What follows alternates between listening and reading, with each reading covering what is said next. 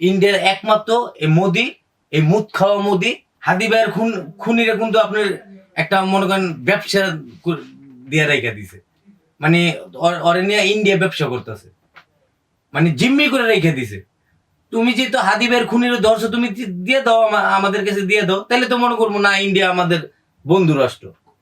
তো 1400 শহীদ, 1400 খুন করে গেছে, একটা খুনিরে উনি আশ্রয় দিয়েছে, ওনাকে দিয়ে দেন, তাহলে তো মনে করবো ইন্ডিয়া আমাদের বন্ধু রাষ্ট্র। ইন্ডিয়ার কোনো সাধারণ জনগণের সাথে আমাদের কোনো নেই। ইন্ডিয়ার একমাত্র এই মোদি, এই মুদ খাওয়া মোদি, গোবর খাওয়া মোদি।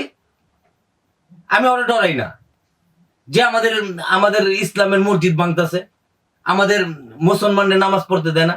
আমি কোনো ফেরন্ডে আমি ডরাই না, আমি ওরা ডরাই না। ওই যত বড় ওই ইন্ডিয়ার আরো কিছু হোক না, ওই পুরো পৃথিবীরই হোক, আমি ওরা ডরাই না। আমি একমাত্র ডরাই আল্লাহরে, যে পৃথিবী সৃষ্টি করছে। আমি ওরা ডরাম কিল্লিগা, যে আমাদের মুসলিমরা দুনিয়ার অত্যাচার করতেছে। আজকে এই বাংলাদেশে কোনো কোনো হিন্দু ভাইরা এই কথা বলে না।